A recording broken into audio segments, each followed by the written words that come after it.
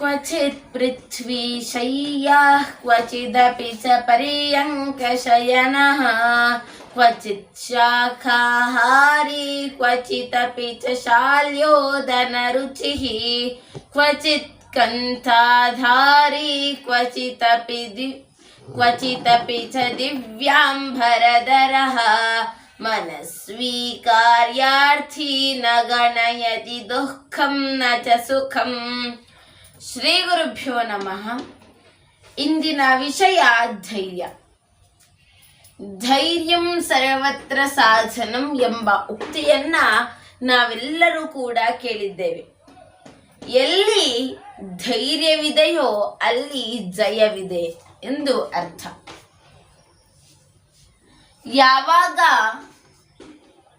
ಒಂದು ಕೆಲಸಕ್ಕಾಗಿ ಒಂದು ಗುರಿಗಾಗಿ ಮುನ್ನುಗ್ಗುವಾಗ ಭಯವನ್ನ ಪಡ್ತೇವೋ, ಧೈರ್ಯದ ತ್ಯಾಗವನ್ನ ಮಾಡ್ತೇವೋ, ಆಗ ನಾವು ಜೀವನದಲ್ಲಿ ಮುಂದೆ ಹೋಗಲು ಸಾಧ್ಯವಿಲ್ಲ. ಯಾವುದೇ ಕೆಲಸಕ್ಕಾದರೂ ಧೈರ್ಯಗೆಡದೆ ಮುನ್ನುಗ್ಗಬೇಕು. ಸುಖ ಬರಲಿ ದುಃಖ ಬರಲಿ ಎಲ್ಲದಕ್ಕೂ ಧೈರ್ಯವೇ ಸಾಧನ ಎಂದು ಮುನ್ನುಗ್ಗುವವರು ಎಂದೂ ಕೂಡ ಖೇದದಿಂದ ಬಳಲೋದಿಲ್ಲ. ಒಂದೂರಿನಲ್ಲಿ ಒಬ್ಬ ರಾಜ ಎನ್ನುವವನಿರ್ತಾನೆ. ಅವನು ಸರಿಯಾಗಿ ಕಲಿತು ಎಲ್ಲವನ್ನ ಅಧ್ಯಯನ ಮಾಡಿ ಸಂಪನ್ಮೂಲ ವ್ಯಕ್ತಿಯಾಗಿರ್ತಾನೆ. ಎಲ್ಲರಿಗೂ ಬೇಕಾದವನಾಗಿರ್ತಾನೆ. ಅವನು ಕೆಲಸಕ್ಕೆ ಹೋಗ್ಬೇಕು ಅಂತ ಮನಸ್ಸನ್ನು ಕೂಡ ಮಾಡಿರ್ತಾನೆ. ಆಗ ಅನೇಕ ಸಂಸ್ಥೆಗಳು ಆತನನ್ನ ಸಂದರ್ಶನಕ್ಕಾಗಿ ಕರೆಯುತ್ತೆ. ಎಲ್ಲಿಗೂ ಕೂಡ ರಾಜ ಎನ್ನುವವನು ಮಾತ್ರ ಹೋಗೋದಿಲ್ಲ. ಯಾಕೆ ಅಂತ ಹೇಳಿದ್ರೆ, ಎಷ್ಟೇ ಕಲ್ತಿದ್ರು ಕೂಡ ಆತನಲ್ಲಿ ಭಯ ಎಂಬ ಹೆಮ್ಮಾರಿ ಅಡಗಿತ್ತು. ಎಲ್ಲೇ ಹೋದ್ರೂ ನಾನು ಏನು ತಪ್ಪು ಮಾಡ್ತೀನೋ, ಏನಾಗುತ್ತೋ, ನಾನು ಸಂದರ್ಶನದಲ್ಲಿ ಪಾಸ್ ಆಗ್ತೀನೋ ನಪಾಸ್ ಆಗ್ತೇನೋ, ಹೀಗೆ ಚಿಂತಿಸಿ ಭಯದಿಂದ ಎಲ್ಲೂ ಕೂಡ ಹೋಗೋದಿಲ್ಲ. ಎಷ್ಟು ಸಂಸ್ಥೆಗಳು ಬೇಡಿಕೆಯನ್ನ ನೀಡಿದ್ರು ಕೂಡ ಆತ ಹೋಗೋದಿಲ್ಲ. ಅದೇ ಆ ಮನೆಯ ರಾಜನ ಮನೆಯ ಪಕ್ಕದಲ್ಲಿ ಇನ್ನೊಬ್ಬ ಯುವಕ ಇರ್ತಾನೆ. ಅವನು ಅಷ್ಟೇನೋ ಓದಿರೋದಿಲ್ಲ, ಅಲ್ಪ ಸ್ವಲ್ಪವಾಗಿ ಓದಿರ್ತಾರೆ. ಯಾರೂ ಸಂಸ್ಥೆ ಅವನನ್ನ ಕರೀತಾ ಇರೋದಿಲ್ಲ. ಆದ್ರೆ ಒಂದು ಸಂಸ್ಥೆ ಆತನನ್ನ ಕರೆಯುತ್ತೆ. ಆತ ನನಗೆ ಬರ್ಲಿ ಬಿಡ್ಲಿ ಅಂತ ಧೈರ್ಯ ಮಾಡಿ ಸಂಸ್ಥೆಯ ಸಂದರ್ಶನದಲ್ಲಿ ಭಾಗಗೊಂಡು ಅದರಲ್ಲಿ ಪಾಸ್ ಆಗಿ ವರ್ಷಕ್ಕೆ 2 ಲಕ್ಷ ಸಂಪಾದನೆ ಮಾಡ್ತಾ ಇರ್ತಾನೆ. ಆಗ ರಾಜನಿಗೆ ಅನ್ಸುತ್ತೆ, ಅವನಿಗಿಂತ ಜಾಸ್ತಿ ಓದಿರೋದು ನಾನು, ಅವನಿಗಿಂತ ಜಾಸ್ತಿ ಹೆಸರನ್ನ ಗಳಿಸಿರುವ ನಾನು, ಆದ್ರೆ ನನಗೆ 1 ರೂಪಾಯಿ ಕೂಡ ಬರ್ತಾ ಇಲ್ವಲ್ಲ ಅಂತ ಹೇಳಿದಾಗ ರಾಜನ ತಾಯಿ ಹೇಳ್ತಾರೆ, ನೋಡಪ್ಪ, ನಿನಗೆ ಎಷ್ಟೊಂದು ಸಂಸ್ಥೆಗಳು ಸಂದರ್ಶನಕ್ಕೆ ಆಹ್ವಾನ ನೀಡಿದ್ರು, ನೀನು ಎಷ್ಟೇ ಧೈರ್ಯವನ್ನು ತುಂಬಿದ್ರೂ ಕೂಡ ಭಯದಿಂದ ಅಲ್ಲಿಗೆ ಹೋಗಲಿಲ್ಲ. ಅದಕ್ಕೆ ನಿನ್ನ ಕೈಯಾರೆ ಕೆಲಸಗಳನ್ನ ಕಳೆದುಕೊಂಡೆ ಅಂತ ಉತ್ತರವನ್ನ ಕೊಡ್ತಾರೆ. ಆಗ ಆತನಿಗೆ ತನ್ನ ತಪ್ಪಿನ ಅರ್ಥ ಆಗುತ್ತೆ. ನಾನು ಧೈರ್ಯದಿಂದ ಹೋಗಿದ್ರೆ ನನಗೆಲ್ಲ ಕೂಡ ಬರ್ತಾ ಇತ್ತು, ಆದ್ರೆ ಎಲ್ಲ ಕೂಡ ಬರ್ತಿದ್ರು ಕೂಡ ಭಯ ಎಂಬ ಹೆಮ್ಮಾರಿ ನನ್ನನ್ನ ಕಾಡಿ ಬಿಡ್ತು ಅಂತ ತಪ್ಪಿತಸ್ಥನಾಗ್ತಾನೆ. ಆದ್ರೆ ಮಾಡಲು ಏನು ಆಗೋದಿಲ್ಲ, ಕಾಲ ಮೀರಿ ಹೋಗಿರುತ್ತೆ. ಈ ರೀತಿಯಾದಂತಹ ಘಟನೆಗಳು ನಮ್ಮ ಜೀವನದಲ್ಲೂ ಕೂಡ ನಡೀಬಹುದು. ಅದಕ್ಕೋಸ್ಕರ ಧೈರ್ಯವನ್ನ ಮುಂದಿಟ್ಟುಕೊಂಡು ಭಯವನ್ನ ನಮ್ಮ ಕಾಲಿನಿಂದ ಹಿಂದೆ ಹಾಕಿ ಮುನ್ನುಗ್ತಾ ಇರಬೇಕು. ಏನೇ ಬರಲಿ ಬಿಡ್ಲಿ, ಸುಖ ಬರಲಿ ದುಃಖ ಬರಲಿ, ಏನೇ ಬಂದರೂ ಕೂಡ ನಮಗೆ ನಮ್ಮ ಜೀವನವನ್ನ ಮುಂದೆ ವರೆಸುವುದು ಧೈರ್ಯ ಮಾತ್ರ. ಯಾವುದೇ ಭಯಗಳು ಕೂಡ ನಮ್ಮ ಜೀವನಕ್ಕೆ ಬರುವುದಿಲ್ಲ. ಹಾಗೆ ಧೈರ್ಯದ ವಿಷಯದ ಕುರಿತು ಧೈರ್ಯ ಹೇಗೆ ಮುಖ್ಯವಾಗಿರುತ್ತೆ, ಏಕೆ ಮುಖ್ಯವಾಗಿರುತ್ತೆ ಎಂದು ತಿಳಿಸಿಕೊಡುವ ಒಂದು ಶ್ಲೋಕವನ್ನ ನೋಡೋಣ. ಧೈರ್ಯಾತ್ ಸುಖಮವಾಪ್ನೋತಿ ಧೈರ್ಯೇಣಾಪಾನ್ನಿವಾರ್ಯತೆ ಧೈರ್ಯೇಣ ಪ್ರಾಪ್ಯತೆ ಲಕ್ಷ್ಮೀ ಧೈರ್ಯಂ ಸರ್ವತ್ರ ಸಾಧನಂ ಎಂದು. ಇನ್ನೊಮ್ಮೆ ಕೇಳೋಣ.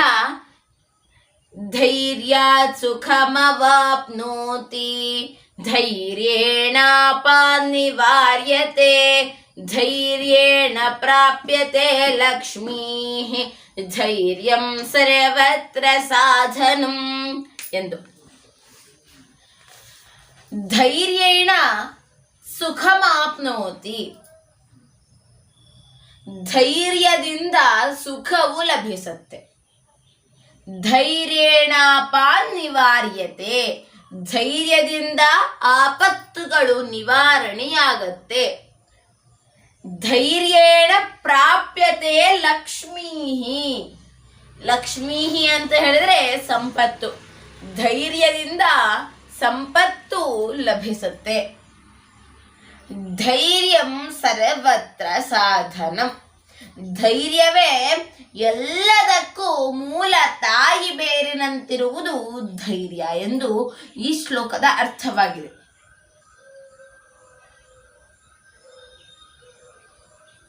ಈಗ ಧೈರ್ಯಾತ್ ಸುಖಮವಾಪ್ನೋತಿ ಅದರ ಅರ್ಥವನ್ನ ತಿಳ್ಕೊಂಡ್ವಿ.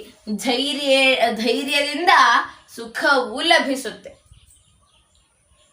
ಹೇಗೆ ಅಂತ ಹೇಳಿದ್ರೆ, ಒಂದು ಊರಿನಲ್ಲಿ ನವೀನ ಎಂಬ ಬಡವನಿರ್ತಾನೆ. ಬಡವರು ಅಂತ ಹೇಳಿದ್ರೆ ನಮಗೆ ಮೊದಲೇ ಗೊತ್ತಿರೋ ಹಾಗೆ ಒಂದು ಹೊತ್ತಿನ ಅನ್ನವನ್ನು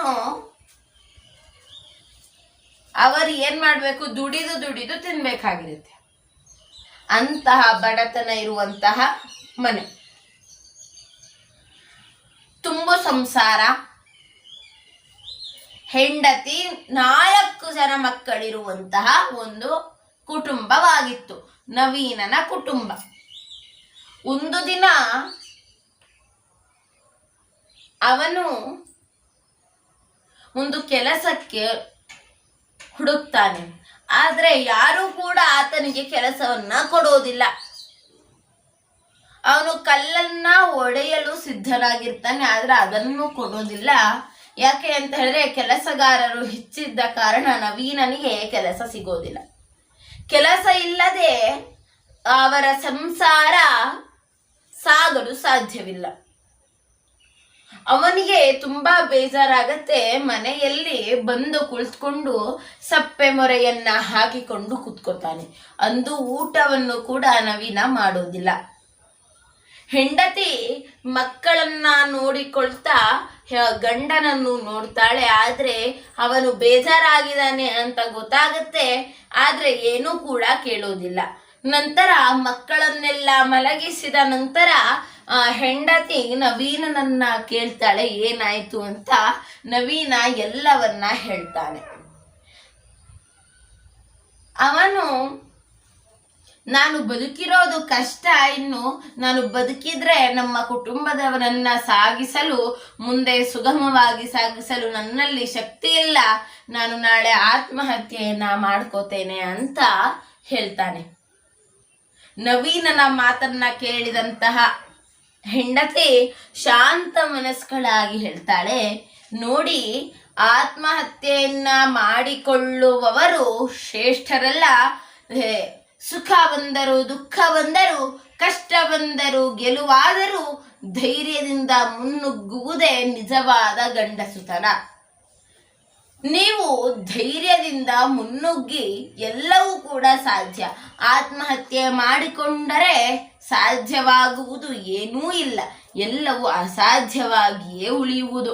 ಆದರೆ ನೀವು ಧೈರ್ಯ ಮಾಡಿ ಇನ್ನೊಮ್ಮೆ ಪ್ರಯತ್ನಿಸಿ, ಧೈರ್ಯ ಮಾಡಿ ಮುನ್ನುಗ್ಗಿ, ಧೈರ್ಯ ಮಾಡಿ ನಿಮ್ಮದೇ ಒಂದು ರೀತಿಯಾದಂತಹ ಒಂದು ಸಂಪಾದನೆಯ ಮಾರ್ಗವನ್ನ ಕಂಡುಕೊಳ್ಳಿ ಅಂತ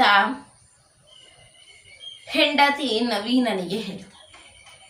ಈ ಒಂದು ಮಾತು ನವೀನನ ಮನಸ್ಸಿನಲ್ಲಿ ಬೇರೂರುತ್ತೆ. ಇದು ನಿಜವಾದ ಮಾತು ಅಂತ ಅನ್ಸತ್ತೆ. ಅಂದಿನಿಂದ ಆತ ಯೋಚಿಸುವುದಕ್ಕೆ ಆರಂಭ ಮಾಡ್ತಾನೆ. ನಾನು ಹೇಗೆ ಸಂಪಾದನೆ ಮಾಡಬಹುದು, ಹೇಗೆ ನಾನು ಸಂಪಾದನೆಯನ್ನ ಮಾಡಬಹುದು, ಯಾವ ರೀತಿಯಾಗಿ ನಾನು ದುಡಿಬೇಕು ಅಂತ ಅವನು ಮತ್ತೆ ಯೋಚಿಸ್ತಾನೆ. ಮತ್ತೆ ಕೆಲಸಕ್ಕೆ ಅಲ್ದಾಡ್ತಾನೆ. ಆದ್ರೂ ಕೂಡ ಕೆಲಸ ಸಿಗೋದಿಲ್ಲ. ಆಗ ಆತನಿಗೆ ಒಂದು ಉಪಾಯ ಬರುತ್ತೆ. ಏನು ಅಂತ ಹೇಳಿದ್ರೆ, ತನ್ನ ತಂದೆ ಬಟ್ಟೆ ನೇಯುವುದನ್ನ ಕಲಿಸ್ಕೊಟ್ಟಿರ್ತಾರೆ. ಅವನು ಯೋಚಿಸ್ತಾನೆ, ನಾನು ಯಾಕೆ ಟೈಲರಿಂಗ್ ಅನ್ನ ಸರಿಯಾಗಿ ಕಲಿತ್ಕೊಂಡು ನಾನು ಟೈಲರ್ ಎಲ್ಲರ ಬಟ್ಟೆಯನ್ನ ಹೊಲ್ದ್ಕೊಡೋನಾಗಬಾರ್ದು ಅಂತ. ಸ್ವಲ್ಪ ದಿನ ಆ ಕೆಲಸವನ್ನ ಮಾಡ್ತಾನೆ. ನಂತರ ಅವನಿಗೆ ಆ ಒಂದು ಕೆಲಸ ಸರಿ ಹೋಗೋದಿಲ್ಲ. ಏನೋ ಒಂದಾಗಿ ಆ ಕೆಲಸವನ್ನ ಅವನು ಬದಿಗೆ ಒತ್ತುತ್ತಾನೆ. ನಂತರ ಅವನಿಗೆ ಪುನಃ ನೆನಪಿಗೆ ಬರುತ್ತೆ ತಂದೆ ಹೇಳಿಕೊಟ್ಟಂತಹ ನೇಯುವ ಕೆಲಸ, ನೇಕಾರದ ಕೆಲಸ. ಅವನು ಬಟ್ಟೆಯನ್ನ ನೇಯುವುದನ್ನ ಆರಂಭ ಮಾಡ್ತಾನೆ. ಮೊದಲು ತನ್ನ ಮನೆಯ ಪಕ್ಕದಲ್ಲೇ ಒಂದು ಟೆಂಟ್ ಅನ್ನ ಹಾಕಿಕೊಂಡು ಚಿಕ್ಕ ಮನೆಯನ್ನ ಕಟ್ಟಿಕೊಂಡು ಅಲ್ಲಿ ಆರಂಭ ಮಾಡ್ತಾನೆ. ಮೊದಲು ತನ್ನ ಹೆಂಡತಿಗೆ ಕೊಡ್ತಾನೆ, ಅನಂತರ ತನ್ನ ಸಂಬಂಧಿಕರಿಗೆ ಕೊಡ್ತಾನೆ.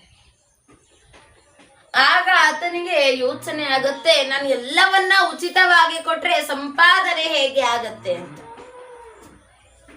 ಅನಂತರ ದಿನೇ ದಿನೇ ಕಳೆದಂತೆ ಗ್ರಾಹಕರು ಹೆಚ್ಚಾಗ್ತಾರೆ.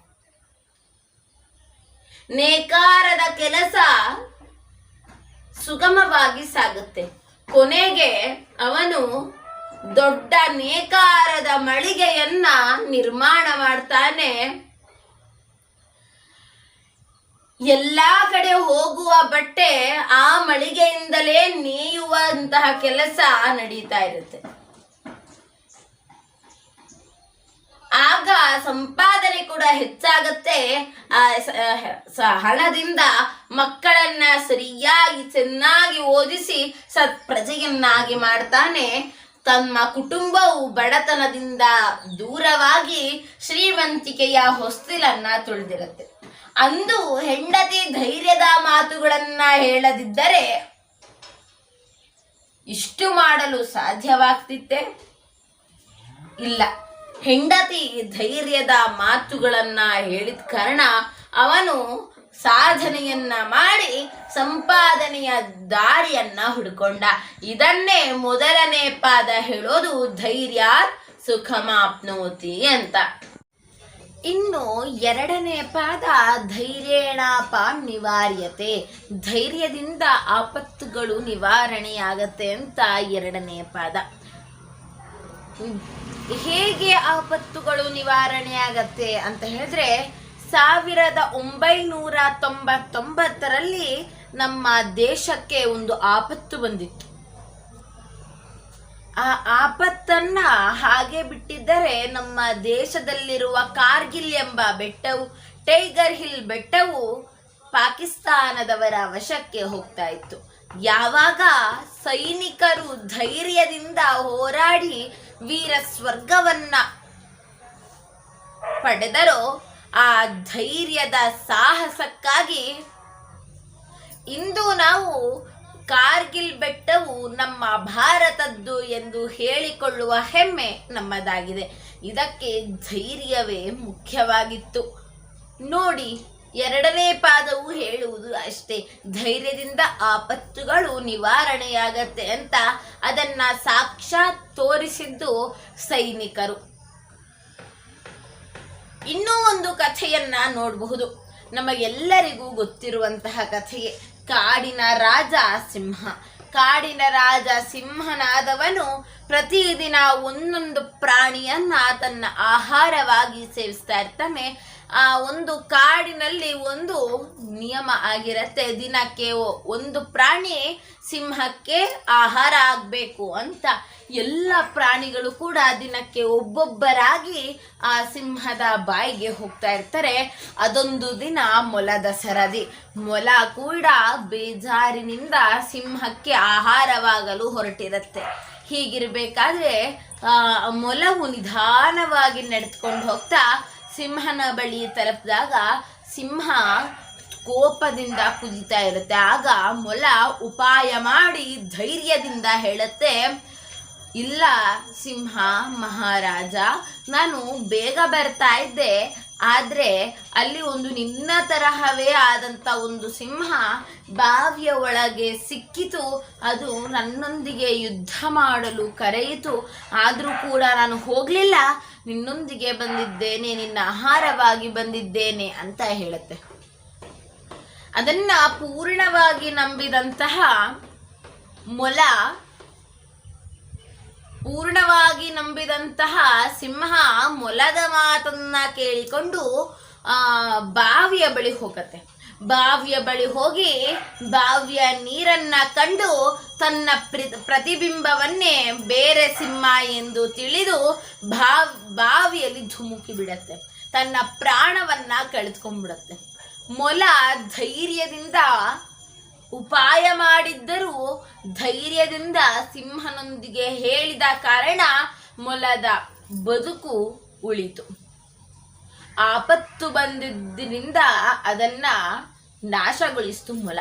ಈ ರೀತಿಯಾಗಿ ಆಪತ್ತುಗಳನ್ನ ಹೊಡೆದೋಡಿಸಲು ಸುಲಭವಾದಂತ ಉಪಾಯ ಬೇರ್ಯಾವುದೂ ಇಲ್ಲ, ಧೈರ್ಯವೇ ಸುಲಭವಾದ ಉಪಾಯ. ನಾವು ನಡೆದುಕೊಂಡು ಹೋಗ್ಬೇಕಾದ್ರೆ, ಗಾಡಿಯನ್ನ ಚಲಾಯಿಸಬೇಕಾದ್ರೆ ಅನೇಕ ಆಪತ್ತುಗಳು ಬರ್ಬೋದು. ಅದಕ್ಕೆ ಎದೆಗುಂದದೆ ಧೈರ್ಯಂ ಸರ್ವತ್ರ ಸಾಧನಂ ಎಂದು ನಾವು ಮುನ್ನುಗ್ತಾ ಇರಬೇಕು. ಸಿಂಹದ ಮರಿಗಳಂತೆ ನಾವಾಗಬೇಕು. ಇನ್ನು 3ನೇ ಪಂಕ್ತಿ, ಧೈರ್ಯೇಣ ಪ್ರಾಪ್ಯತೆ ಲಕ್ಷ್ಮೀ. ಧೈರ್ಯದಿಂದ ಲಕ್ಷ್ಮಿಯು ಒಲಿಯುತ್ತಾಳೆ.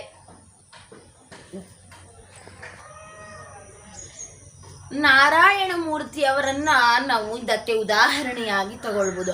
ಅಷ್ಟು ದೊಡ್ಡ ಸಂಸ್ಥೆ ಇನ್ಫೋಸಿಸ್ ಅನ್ನ ಸ್ಥಾಪಿಸಿ ಸಾಧನೆಗೈದು ಸಂಪತ್ತನ್ನ, ಶ್ರೇಷ್ಠ ಸಂಪತ್ತನ್ನ ಭಾರತಕ್ಕೆ ನೀಡಿದಂತಹ ಹೆಮ್ಮೆ ಅವರಿಗಾಗತ್ತೆ. ಅವರು ಇನ್ಫೋಸಿಸ್ ಸಂಸ್ಥೆಯನ್ನ ಕಟ್ಟುವ ಮೊದಲು ಕಷ್ಟಗಳನ್ನ ಅನುಭವಿಸಿದ್ರು. ಆ ಕಷ್ಟಕ್ಕೆಲ್ಲ ಸುಧಾಮೂರ್ತಿಯವರು ಹಾಗೆ ನಾರಾಯಣ ಮೂರ್ತಿಯವರು ಕುಗ್ಗಿದ್ದೇ ಆದರೆ ದೊಡ್ಡ ಸಂಸ್ಥೆಯನ್ನ ನಿರ್ಮಿಸಲು ಸಾಧ್ಯವಿತ್ತ? ಅವರು ಧೈರ್ಯದಿಂದ ಏನೇ ಬಂದರೂ ಕೂಡ ಮುನ್ನುಗ್ಗಿ ಸಾಧನೆಯನ್ನ ಮಾಡಿದ್ರು. ಇನ್ನು ನಾನು ನೋಡಿದಂತಹ ಒಂದು ಘಟನೆ, ಹಾಸನ ಜಿಲ್ಲೆಯ ಚನ್ನರಾಯಪಟ್ಟಣದಲ್ಲಿ ವಾಸಿಸುತ್ತಿರುವ ಒಂದು ಕುಟುಂಬ. ಆ ಕುಟುಂಬ ಕಬ್ಬಿಣ ವ್ಯಾಪಾರಸ್ಥರೆಂದೇ ಪ್ರಸಿದ್ಧಿಯನ್ನ ಪಡೆದಿದ್ರು. ಅವರಿಗೆ ಜನರ ಮೇಲೆ ನಂಬಿಕೆ, ಜನರ ಮೇಲೆ ಪ್ರೀತಿ. ಹೀಗಿರ್ಬೇಕಾದ್ರೆ ಕೆಲವಷ್ಟು ಜನ ಅವರಿಗೆ ಮೋಸವನ್ನ ಮಾಡಿದ್ರು. ಅಂತ ಹೇಳಿದ್ರೆ ಸಾಲವನ್ನ ತೆಗೆದುಕೊಂಡು ಹೋದ್ರು, ಮರಳಿ ಕೊಡಲಿಲ್ಲ. ಈ ಒಂದು ಕಾರಣದಿಂದಾಗಿ ಆ ಒಂದು ಪೂರ್ಣ ಒಂದು ಕಬ್ಬಿಣದ ಮಾರಾಟಗಾರರ ಒಂದು ಮಳಿಗೆ, ಅದೊಂದು ಕಂಪನಿ ಏನಾಗುತ್ತೆ, ಕಂಪನಿ ಅಲ್ಲ, ಆ ಒಂದು ಮಾರಾಟದ ಮಳಿಗೆ ಕಬ್ಬಿಣ ಮಾರಾಟವನ್ನ ಮಾಡುವುದನ್ನೇ ನಿಲ್ಲಿಸಬೇಕಾಯಿತು. ಅಷ್ಟರ ಮಟ್ಟಿಗೆ ನಷ್ಟವಾಯಿತು. ಸ್ವಲ್ಪ ಅವರಿಗೆ ಬೇಜಾರಾದರೂ ಕೂಡ ಅವರಿಬ್ಬರು ಕೂಡ ದಂಪತಿಗಳು ಧೈರ್ಯವನ್ನ ಗೆಡದೆ ನಮ್ಮ ಕೈಲಿ ಸಾಧ್ಯ ಆಗತ್ತೆ ಅಂತ ಮುನ್ನುಗ್ಗಿ ಇಂದು ಕೂಡ ಕಬ್ಬಿಣದ ಮಾರಾಟವನ್ನ ಮಾಡ್ತಾ ಇದ್ದಾರೆ. ಅವರೇ ಸುಶೀಲಾರಾವ್ ಹಾಗೆ ರಾಮರಾವ್ರವರು. ಇವರು ಕೂಡ ಧೈರ್ಯಕ್ಕೆ ನಮಗೆಲ್ಲರಿಗೂ ಉದಾಹರಣೆಯಾಗಿದ್ದವರು. ಹಾಗೆ ಕೊನೆಗೆ ಧೈರ್ಯಂ ಸರ್ವತ್ರ ಸಾಧನಂ, ಧೈರ್ಯವು ಎಲ್ಲಕ್ಕೂ ಸಾಧನೆಗೆ ಮುಖ್ಯವಾಗಿದೆ. ಹೇಗೆ ಅಂತ ಹೇಳಿ ನಾವು ಕಥೆಗಳ ಮೂಲಕ ತಿಳಿದುಕೊಂಡಿದ್ದೇವೆ. ಧೀರನಾದವನು ಕಷ್ಟ ಬರಲಿ ಸುಖ ಬರಲಿ, ಸುಪ್ಪತ್ತಿಗೆಯಲ್ಲಿ ಮಲಗಿರಲಿ ನೆಲದಲ್ಲೇ ಮಲಗಿರಲಿ, ಭೋಜನವನ್ನ ಅಧಿಕವಾಗಿಯೇ ಸೇವಿಸಲಿ, ಬಡವನಾಗಿರಲಿ, ಸುಖ ದುಃಖಗಳೇ ಬರಲಿ, ಧೈರ್ಯದಿಂದ ಮುನ್ನುಗ್ಗುವನನ್ನ ಹಿಂಪಡೆಯಲು ಯಾವುದರಿಂದಲೂ ಸಾಧ್ಯವಿಲ್ಲ ಅಂತ ನಾನು ಮೊದಲು ಹೇಳಿದ ಶ್ಲೋಕದ ತಾತ್ಪರ್ಯವಾಗಿದೆ. ಅದಕ್ಕೋಸ್ಕರ ನಾವು ಕೂಡ ಧೀರರಾಗೋಣ, ಧೈರ್ಯವಂತರಾಗೋಣ, ಎಲ್ಲರಿಗೂ ಆದರ್ಶರಾಗೋಣ, ಎಲ್ಲ ಕಷ್ಟಗಳನ್ನು ದೂರ ಮಾಡೋಣ. ಹಾಗೆ ಭಯವನ್ನ ಕಾಲಿನಿಂದ ಹಿಂದೆ ಹಾಕಿ ಧೈರ್ಯವನ್ನ ಮುಂದೆ ಇಟ್ಟು ಧೈರ್ಯದ ಹೊಸ್ತಿಲ ಒಳಗೆ ಕಾಲನ್ನ ಒಳಗೆ ಹಾಕಿ ಧೈರ್ಯ ಎಂಬ ವಜ್ರದಿಂದ ಇಡೀ ನಮ್ಮ ಗುರಿಯನ್ನ ಸಾರ್ಥಕಗೊಳಿಸುತ್ತಾ ಜೀವನವನ್ನ ಹಸನಾಗಿಸೋಣ ಅಂತ ಹೇಳ್ತಾ ನನ್ನ ಮಾತಿಗೆ ಪೂರ್ಣ ವಿರಾಮವನ್ನ ಕೊಡ್ತೇನೆ. ಧನ್ಯವಾದಗಳು.